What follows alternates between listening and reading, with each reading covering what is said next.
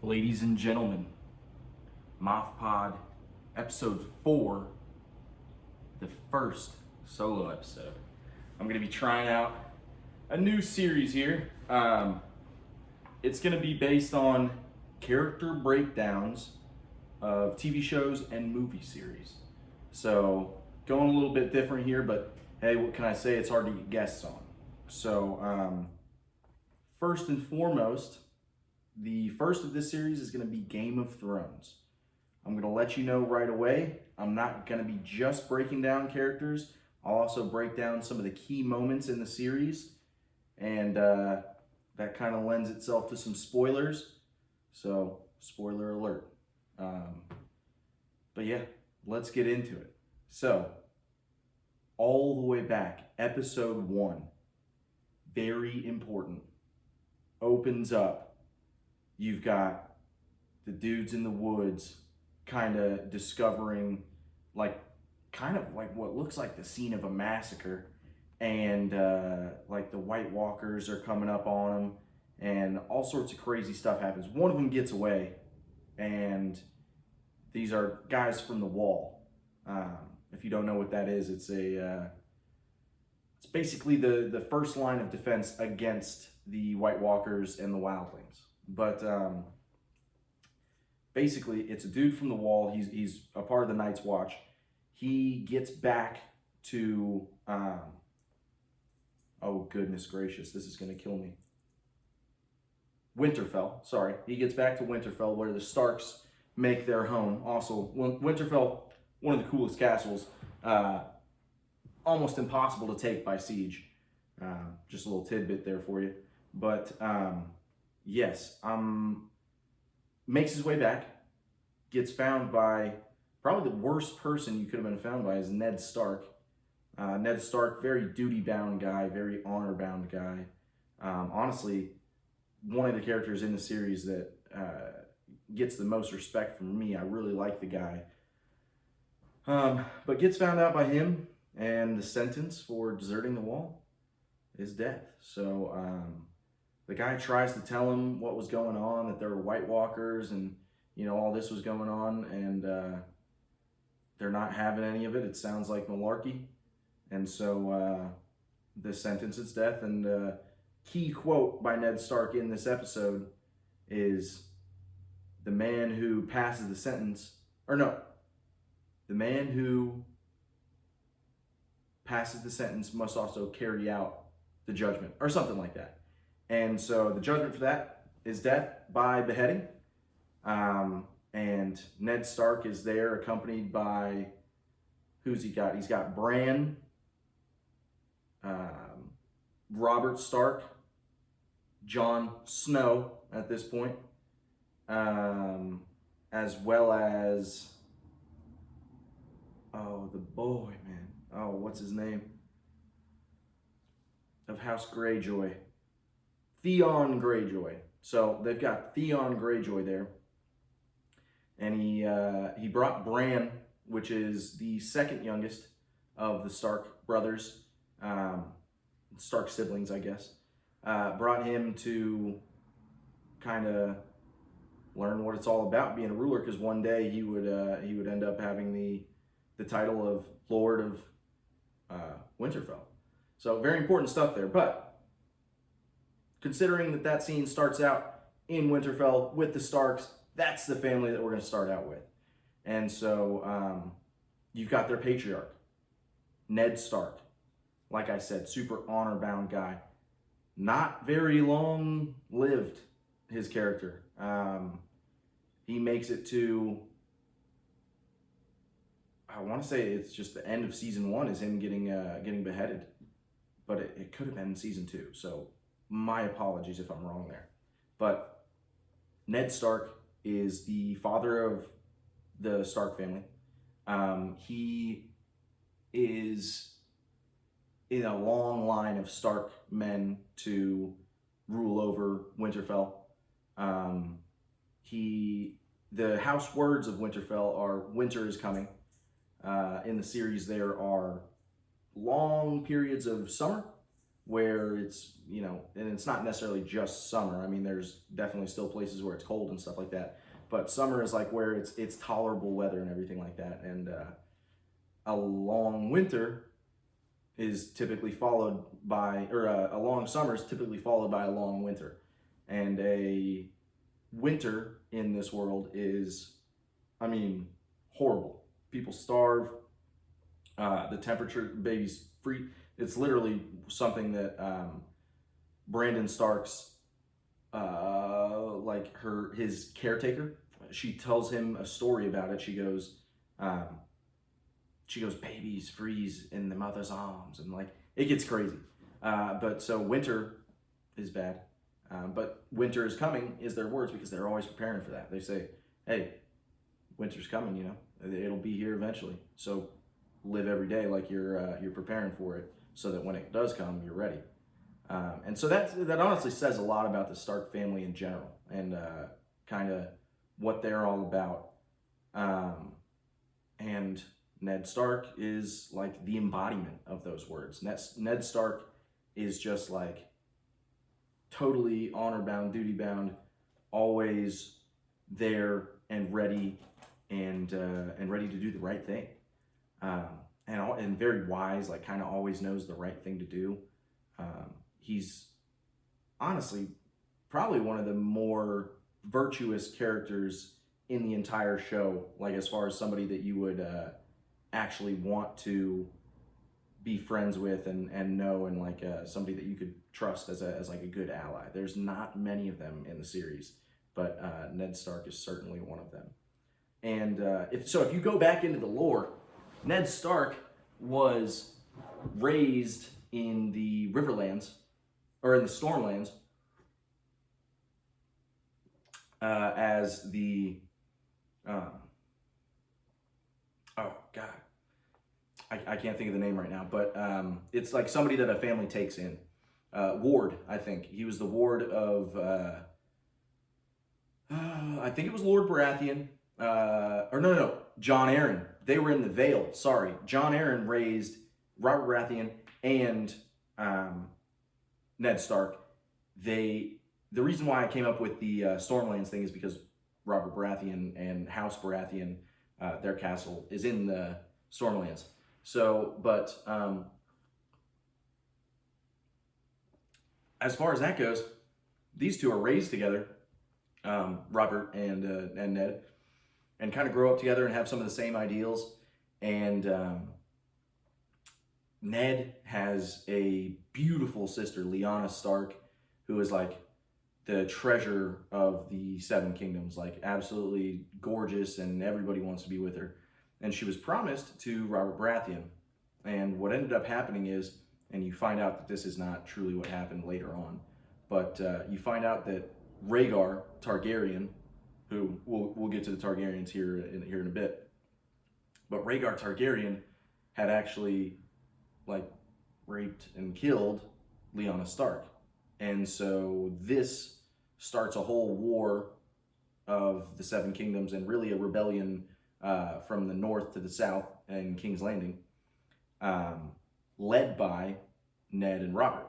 And so Robert ends up ascending the throne after winning the throne and beating the Targaryens with the aid of the Starks and many others.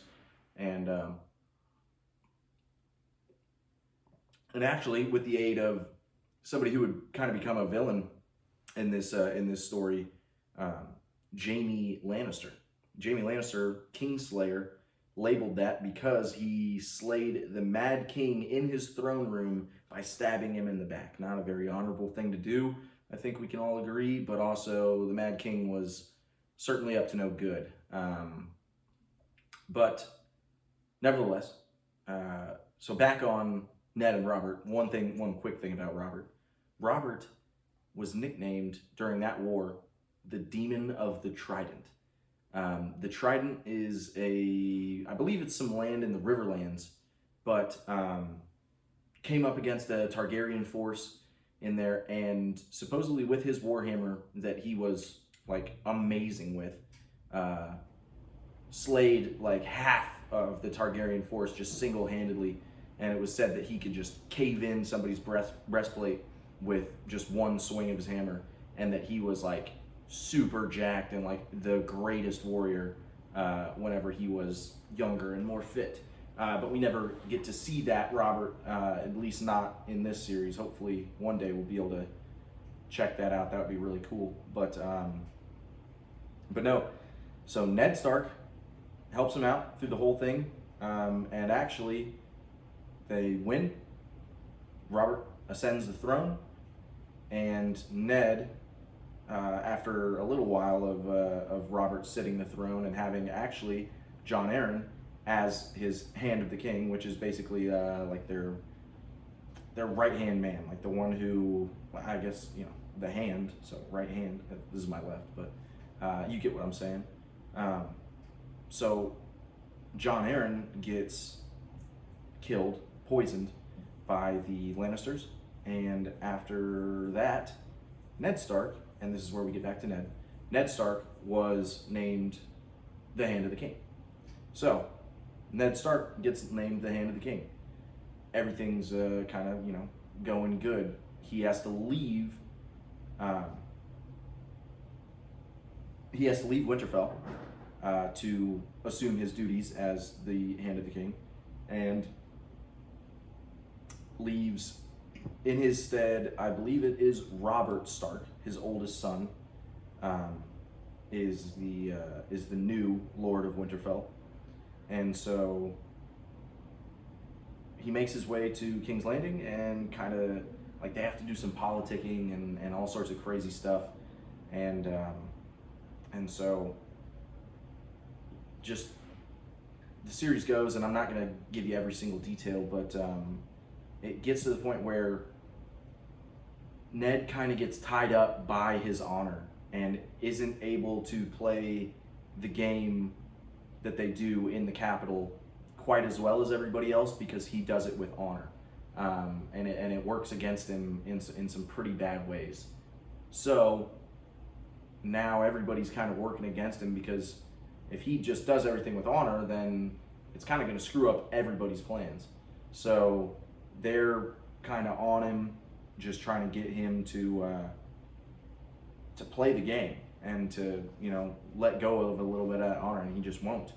And so he gets caught up in some predicaments, and still never lets his honor go by the wayside. He's a very, you know,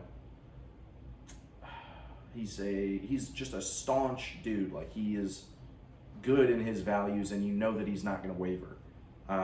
So props to him for that. But it does end up getting him killed in the end, because he will not, or I can't remember if when his head is on the chopping block, if he does falsely, not quote unquote falsely, it's a false statement, but he falsely admits to being a traitor to the crown, which he really wasn't. He was actually doing the right thing by saying that, well, Robert Baratheon dies, so that's something else. But after Robert Baratheon dies, they say that his son should claim the inheritance, but his son is really a bastard, and the only true next in line to the throne, the only true heir, would technically be Stannis Baratheon, which is his older brother. We'll get to him later too. Holy shit. Stannis Baratheon is a real piece of work. But either way, he finds out all these things and wants to supplant Joffrey Baratheon, which is the son that I was talking about that's a bastard. He wants to supplant him with Stannis Baratheon. And so for that, he has his head taken by Joffrey Baratheon after he ascends the throne illegitimately.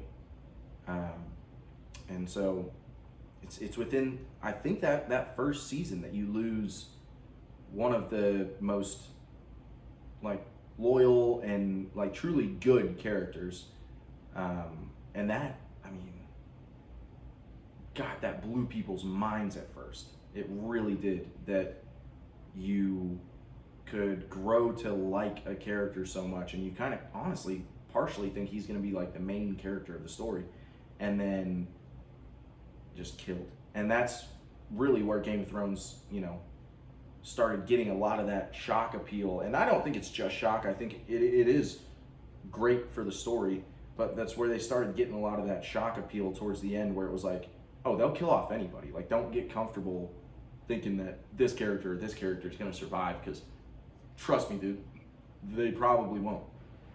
So, I mean, that's definitely a part of it. But yeah, so that's Ned Stark. That's Ned Stark in a nutshell. There's a lot that goes on with him, but I mean, it ends pretty tragically, with his daughter watching too. It sucks. So then you go down the line. We could go to his wife. Let's do that. Let's talk about Catelyn Tully real quick, because Catelyn Stark towards the end, but originally born Catelyn Tully of House Tully in the Riverlands. She is a great mom to all of her kids except for the one that really isn't her kid, and that's Jon Stark. Jon Stark is thought to be Ned's bastard, but really there's a whole other thing going on there, so we'll trace back to that.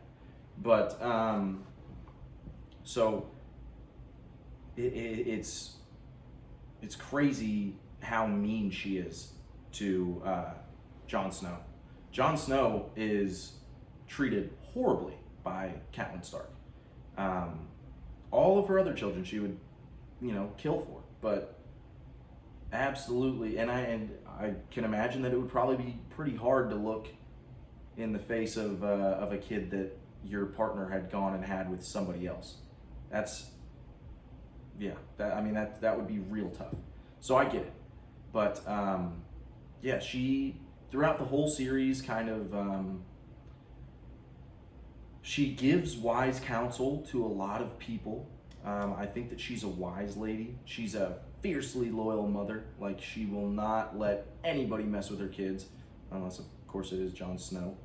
But just a good lady as well. I really think that's another one of the characters that is pretty good through and through, but that's like the first fault that you see is how she treats Jon Snow.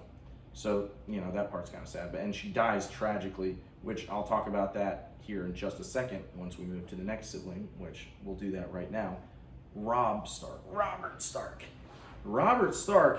Okay, dude. The young wolf. Oh my goodness, dude. That's my boy. Not like the whole series. I think my one, I won't even say it right now, but I definitely have a favorite character. But dude, Robert Stark is up there. Robert Stark is the oldest child of the Stark siblings. Robert Stark is also a pretty good swordsman, but has a great military mind and is just a really good leader. So we look past the death of Ned Stark, right? So Ned Stark gets beheaded in the Capitol. As you can imagine, House Stark can't stand for that. So House Stark in Winterfell rallies their bannermen, which is like the people that support them, the surrounding communities, or not communities, the surrounding kingdoms. But those kingdoms that support them rally to their side, and he wants to do as his father did, and Robert Baratheon, and march to King's Landing and possibly either unseat the new king, or at least get revenge for his father somehow, just something like that. And so with the forces gathered, they start to march and they start to have some victories, and the people start to really believe in him, which he had to fight to get them to believe in him, but he got it. And with the people now believing in him, their belief was through the roof. They loved him, and so they declared him the king in the north. So Robert Stark really goes from like, okay, I'm just like a 18, 19-year-old kid. Okay, now I'm the Lord of Winterfell for literally like a couple months. And then it's like, oh crap, now I am the king in the north, and like has a ton of responsibility and a ton of people really watching him and just kind of seeing how he's gonna handle it, and a lot of people behind him. There's a lot of pressure. There's a lot of eyes on him. So with that being said, they start moving in, and just backtracking a little bit. Joffrey Baratheon is the child of Lord or King His Grace Robert Baratheon and Cersei Lannister. So the Lannister family is actually technically Joffrey is the son of Jaime Lannister and Cersei Lannister. I know that's some craziness, but so he's a child of incest, and Lannister is really his family, and their patriarch is Tywin Lannister, and the three siblings are Jaime, Tyrion, and Cersei Lannister, and so that's kind of who Robb Stark is going against, and a couple other families rally to their side and support the throne, but I mean those people are whack. So what ends up happening is Robert has multiple different hard fought victories, and honestly incredible skill victories. Like the thought and the forethought that he had to put into it was incredible, and he won some pretty awesome victories against the Lannister armies. And come to Walder Frey. So now you come to I forget what they call it. It's a bridge crossing, but it's run by Walder Frey and the Freys. I think they're all just the Freys.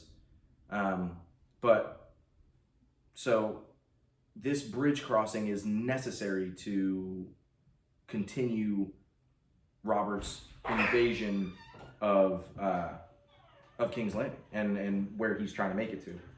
So in order to take this crossing, Robert has to agree to a marriage that he absolutely does not agree with whatsoever.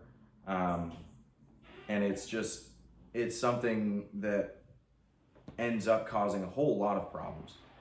Robert agrees to this marriage, and then they let them pass, and he continues his fighting, and on the battlefield one day meets a beautiful girl that is doing medical work. She's helping, and he's just really enthralled by the fact that she is helping the Lannister and the Stark men equally. She's not picking any favorites. She's just treating everybody how they should be treated, medically, I mean. But so they kind of hit it off and then end up getting married and actually having a baby, which that is a complete slap in the face to Walder Frey, who has now promised one of his daughters to Robert Stark, and now Robert Stark kind of threw that promise away. So that causes a whole bunch of drama. So going forward, you've got Robert Stark is now continuing his push, and is invited to I want to say it was just like a get together to celebrate some victories or something like that. But, or no, it was, So the Freys came to terms and agreed that they would wed, instead of Robert to the young Frey princess, they would name, I think it was Edwin Tully or something like that, but it's one of the Tullys of River Run, and they end up promising him to her, and so it's their wedding that everybody's attending. At this wedding, Now this is where shit starts to get a little bit crazy. So at this wedding, Robert Stark and his new wife are in attendance, and she is currently pregnant with the baby. They are like, it's so in love. It's a beautiful relationship. Everybody can tell. And then, so you get about halfway through the wedding, and this is still middle of the war. I mean, they're just taking one night off to celebrate this union and then move on with the war. But the Lannisters have a house song. So every house has words. I believe they all have a song, and they also have a insignia. And so the song of House Lannister is The Rains of Castamere. At this wedding, the Rains of Castamere start playing, and all of a sudden, now you've got, Catelyn Stark kind of looking around, and she looks at Lord Roose Bolton, which we'll kind of get into that a little bit later. But Roose Bolton is head of House Bolton, which is their insignia is the Flayed Man, and they are their castle is the Dreadfort. They're known for torturing people. But either way, and he has like a knife, and he has armor under him, and so they kind of figure out all that's going on. And then, dude, the Freys just start unloading with crossbows on everybody. People come in and slit everybody's throats, and then one of the Freys comes in and just like mercilessly, like 30 stabs to Robert Stark's wife's like pregnant belly. Like just, it was absolutely insane. Like, my jaw has never dropped more ever. Like, that was insane. And so with that happening, Catelyn Stark takes one of the Frey girls captive and holds her at knife point, and she's like, let me go or I will kill her. Let me and my son go. Because her son, Robert Stark, is actually still alive right now. He took like 6 crossbows, but he is still living and breathing. And so Lord Frey goes, kill her. I'll just make another. And it's like, holy crap, he really doesn't care. And so Catelyn Stark slits that chick's throat and then slits her own throat. And it's just like, it's a scene where a ton of people die. And that was even on like a different level than season 1 where they killed Ned Stark. It was just like, holy crap, everybody's dying, what is going on? And so like, that was crazy. But so that's Robert Stark. And then technically next in line, he's actually not a Stark, he is of House Greyjoy. But Theon Greyjoy, real piece of shit. Theon Greyjoy actually sells out Robert Stark and joins his father, who had lost a great battle back in the day to Ned Stark. Oh my god, it gets off in the weeds, but Theon is a real piece of shit. Theon sells him out by going back to his father and then agreeing to fight with his father's forces instead of with Robert Baratheon, or not Robert Baratheon, instead of with Robert Stark, and ends up coming up with an idea to attack the mainland while everybody else was out fighting the war. So they would basically be attacking empty fortresses and killing women and children just to capture these fortresses and be dicks. They're called the Ironborn. Their words, the words of House Greyjoy are, we reap, no, we do not sow. So it's like, I guess they don't take anything that was not earned. So, I mean, kind of cool, but also kind of whack. And they worship the drowned god, which is like a sea deity that I don't really get at all. I'm not a big fan of House Greyjoy. Their sea power is unmatched. I mean, they are incredible on the sea, unless you want to look a little bit forward, or I guess technically backwards, to House Velaryon, if you look at House of the Dragon. But House Velaryon, whew, them boys were crazy on the sea, absolutely crazy. So and that's a little part of it, but yeah, I mean, ultimately, just the thing you got to know is Theon's a piece of shit.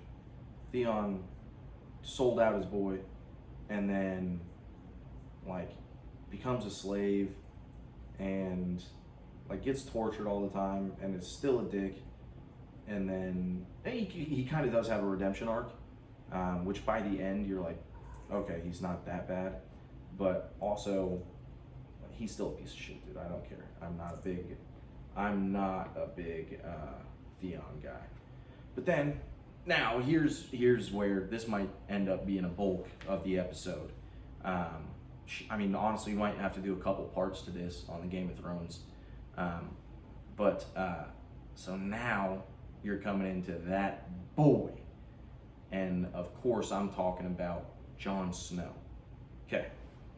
I'll literally go through his journey from head to toe, because Jon Snow is pretty incredible. And he kind of has his own story throughout the whole thing. Like, he doesn't overlap with a ton of people. He is just like kind of his own dude.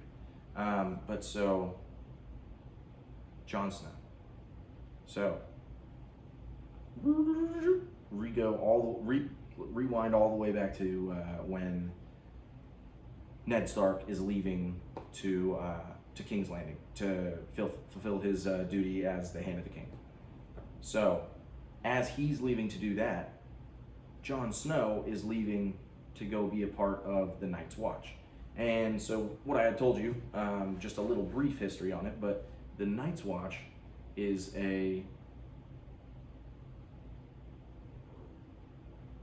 brotherhood of men put together at the Wall. Now, the Wall, like I said, is the barrier between regular men and the wildlings and the White Walkers.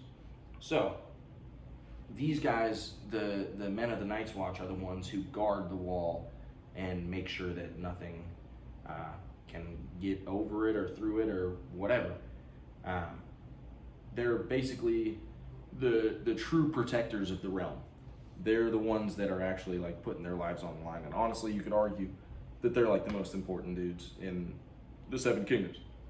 But, so, he joins the Night's Watch, the Brotherhood of the Night's Watch. They all wear black cloaks. They're super sick. They're all kind of like pieces of shit because nobody really wants to join the Night's Watch, so they just send like all the criminals to become the men of the Night's Watch, and they're kind of expendable, so it works. But every once in a while, a noble house will send one of their kids to man the Night's Watch, and that's pretty cool. But either way, becomes a man of the Night's Watch. Immediately, he's hated by I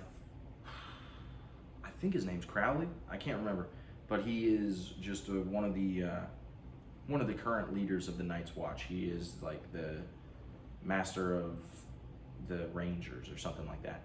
And so he really hates Jon Snow because Jon Snow is kind of the shit when it comes to being a swordsman. I mean, Jon Snow is a great swordsman.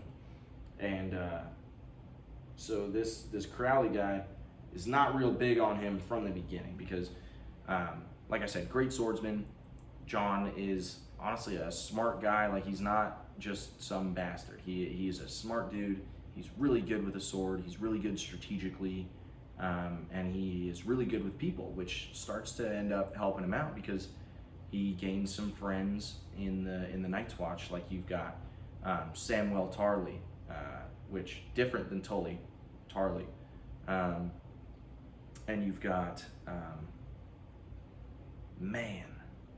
Pippin, and there's one other dude, I can't think of his name, which is kind of sad because he actually dies defending the Wall from a giant, which is pretty badass. But so he starts to gain some friends, and everybody starts to respect him much more on the Night's Watch. And along with this respect, he's also starting to gain position because he was very close to Lord Mormont of the Night's Watch, who he was I think he's just the Lord of the Night's Watch or something like that. He is like the main dude of the Night's Watch. He's like the one in charge, and so he gets in close with him and ends up being his like assistant kind of, and the guy is basically grooming Jon Snow, not like that, no Diddy, but the guy is grooming Jon Snow to be the next leader of the Night's Watch. And so, and Jon doesn't even really know it, but that's what's going on. And so, Lord Mormont is showing him all sorts of, key information and all this stuff as he goes along. But Jon just wants to be a part of the Rangers. His uncle, Benjen Stark, which Benjen is actually really cool. His uncle, Benjen Stark, is the current, like, captain or, like, leader of the Rangers. And so the Rangers are the ones that go beyond the wall and actually go interact with the wildlings and with, some of them have seen White Walkers, some of them have seen some crazy stuff. But those are the ones that are actually out there, like, getting after it. And so, he just wants to be like Benjen, because he had a good relationship with Benjen. Benjen was always nice to him because, like, Catelyn couldn't really be nice to him because, Jon Snow's a bastard. He's literally the product of Ned Stark sleeping with somebody else. And Ned was his dad, so he kind of had to be tough on him. But Benjen was just his uncle, and Benjen is Ned Stark's brother. So, like, of course, your uncles are always the coolest. But, so, they get along well. That's who he looks up to. He wants to be a ranger. But he's put on to being the assistant, which kind of pisses him off. But eventually they have to go beyond the wall. And when they do go beyond the wall, they go to this place called Craster's Keep. Craster's Keep is this wildling guy that, will kind of trade with the Rayler folk. But the only reason that he lets them go there is because, first of all, they need shelter, and he needs shit from them, like supplies and stuff like that. So Craster lets them through, lets the guys kick it with him, and hold on. And so in exchange, they give him goods such as, like, tools, or maybe they've got some good wine that they want to get rid of, and you can't really make wine in the North, the true North. And so maybe they give him that, and it kind of keeps him chill while they hang out there and wait out some big storms or something like that. And so during this, there's a rebellion against Lord Mormont, and some of the men of the Night's Watch feel as if he's not a great leader, and they take it into their own hands to kill him and take over Craster's Keep, and it just gets crazy over there. But Jon Snow, the smart guy that he is, gets away, and he goes out and, oh my goodness, wait. Oh, yeah, okay. I believe this might be by the time that he has kind of made it out to be with Halfhand, which is he's a ranger. He's a famous ranger that has done, like, a lot of stuff. So, I could be completely wrong, but either way, I'm going to pick up the story there. So he goes out with, I can't remember if his name is Baron Halfhand or something like that, but super good warrior, super good man of the Night's Watch, really good ranger. And so they go out in search of something, or maybe they're just surveying the beyond the wall.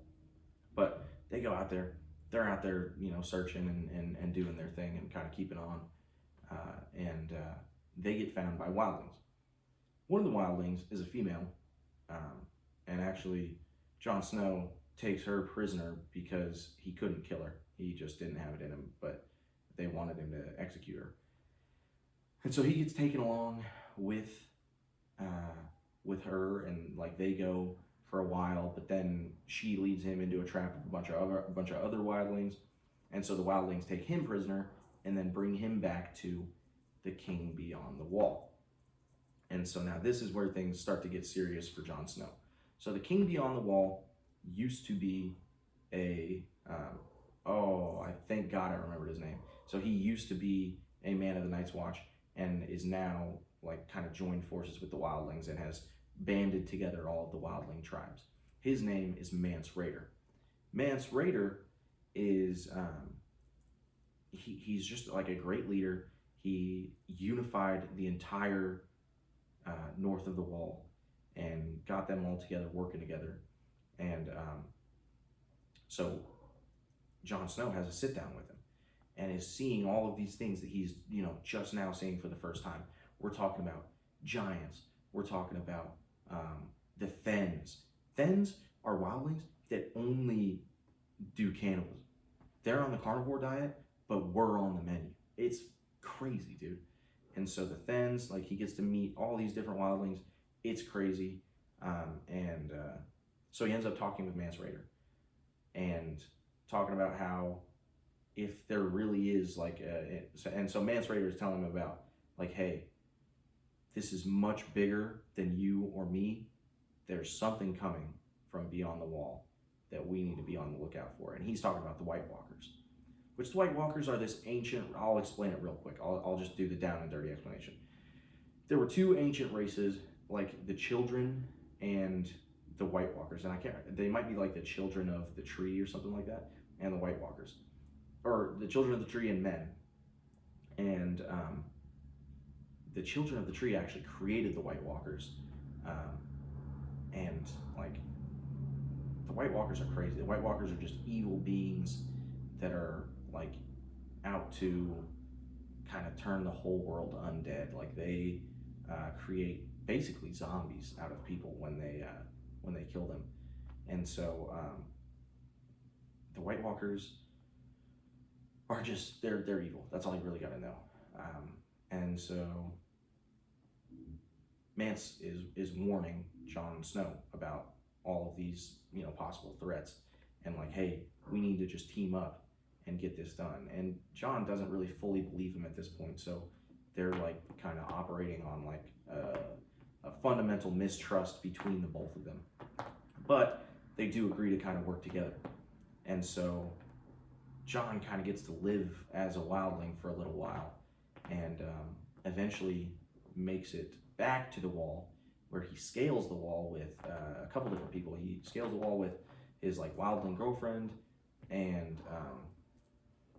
Tormund Giantsbane, which he's pretty cool. Apparently, like he kills the shit out of giants, so like that's why they call him Giantsbane. And he's like this redheaded like Viking dude. He's pretty badass. And so like he teams up with them. They scale the wall. When they scale the wall, they make it over, and they're like just over there kind of caking it. A bunch of crazy shit happens. Like when they're scaling the wall, like the wall is made completely out of ice. So like the wall is not super like if you're just trying to climb it, like they basically ice climb it. Like they have ice picks, and so like sheets of ice will just break off and take like 30 people with them. It's crazy. And so they're doing that. They scale the wall, and when he leads them over, when Jon Snow leads them over, that's where he starts to kind of, and like I said, there was a fundamental mistrust between him and Mance Rayder. He didn't really want to work with him. And so, but he needed to get over the wall somehow. He needed to survive. If he would have just said like, I'm against you, they would have killed him. And so once he makes it over the wall, back into the north. So there's the north, and then there's beyond the wall. But beyond the wall is more north. So it's like the true north. So when I say like the true north or the north, you know what I'm talking about. But makes it back to the north and ends up killing most of the party that he came along with, and then flees back to the Wall, which there's many different outposts on the Wall. I can't. Castle Black. Sorry, yeah, that's the one that he goes to. But there's a bunch of different castles on the Wall that used to all be manned by the Night's Watch, but now they only have enough to man Castle Black. And so he makes his way back to Castle Black, gets back into the Night's Watch, tells them all the plan of what's going on and how the wildlings want to cross over because they want to get out of the north before the White Walkers start coming when it's winter. And so they are like, whoa, what the fuck, what happened? Like, you were with the wildlings, like you had a wildling chick, and also like he had sex with her, which is totally against the vows of the Night Watch. The vows of the Night's Watch are, I vow to hold no lands, father no children, and marry no woman, or something like that. And like, that's for life. So he broke the vows of the Night's Watch. Basically, at that point, you can't really be a brother. So they kind of pick up on that, and they give him shit about it. But he does like have their plan. So like they kind of need him. And so Castle Black starts preparing for a big battle because all of the wildlings, which they're like 10,000 strong, and Castle Black has like 150 men. So they are going to have to hold the Wall against 10,000, a force literally 1,000 times, not 1,000, sorry, literally 100 times bigger than they can. Like, if every single one of their dudes took out 100 guys, they would still be like pretty damn close. And obviously you're not going to take out 100 dudes unless you're nasty, unless you're like, Robert Baratheon or something. But so now they're trying to make it over the Wall. Everything's going on. Castle Black is preparing for their siege. And so now the siege comes. You've got 10,000 wildlings with giants, with all sorts of crazy shit. And they actually do it. They actually hold the Wall. They suffer heavy losses, but so do the wildlings. And it gets real crazy. And then at the end, part of the reason why they held the Wall is because Lord Stannis Baratheon at this point swoops in with his forces, and he's riding from Dragonstone, which he is now at Dragonstone, which Dragonstone is the castle of House Targaryen. Actually, that's their ancestral seat, is what they call it. And so their forces kind of sweep in and help the Night's Watch and end up, getting them to a point where they can actually, win, and they do win. But the Night's Watch turns on Jon Snow and say that he's a traitor, and he actually walks down the stairs after his victory to like a group of men. And they're like, "Oh, you got to see this! You got to see this!" And then it's a sign that says, "Here lies a traitor," or something like that. And then they all just stab him to death, and he's like lying in front of that. And that's how the season ends, is actually they bring him upstairs and set him on the table, and like he's just laying down, and the camera kind of pans to his face, and then his eyes open, bang! You're like, holy shit, he's back. He is alive, like, because you thought he just got killed by all those boys. You're pissed. And like, that's how Game of Thrones operates. So like, when that first happened, I was like, oh, Jon Snow's done for. Like, there's no way that he's coming back. But he does. And so when he comes back from the dead, he's resurrected by the Red Woman, which she is Lady Melisandre, and she is like kind of she's in Stannis Baratheon's court, and she's kind of evil as fuck, and like is kind of always whispering in his ear, and it's kind of sketchy. And so he's brought back, all that goes down, and that's kind of what leads him into like the next chapter. He's like, dude, I just got killed by the men that I swore to fight and die with. I did die, and technically since he died, his vow is over. He doesn't have to be a part of the Night's Watch anymore. And that's exactly what he does. So he now wants to go out and kind of avenge his brother, Robert Stark. And he goes out and starts leading the northern forces. And they, are kind of winning some battles again, and he finds out that his sister is taken prisoner um, by Ramsay Bolton. Dude, Ramsay is a piece of shit also, and we might have to honestly, talk about that in the next episode. I'm thinking I'm going to wrap this one up at about an hour. But that, leads him into the Battle of the Bastards, which he hates Ramsay. Ramsay hates him. Ramsay has taken his sister captive, and like raped her and like all sorts of crazy shit. And so, like, the Battle of the Bastards is Jon Snow, who is a bastard, Ramsay Bolton, who is a bastard but gained his father's name through killing him, actually, and ends up being named Ramsay Bolton, which he is not actually a Bolton. He is, like, he's his father's son, but once again a bastard. And so Ramsay Bolton, like, musters his force. Jon has his. They're undermanned once again, but the Knights of the Vale come in to help him this time, and he kind of kicks the shit out of Ramsay Bolton, and the end is like a fight scene, and Ramsay Bolton has a crossbow, and Jon Snow just has a shield, and so Ramsay's just unloading on the crossbow. Fucking dude, Jon Snow is just blocking everything and getting closer to him and closer to him until they meet, and then he just bashes him with the shield, and then pow, pow, pow, beats the shit out of him. And Jon Snow's sister,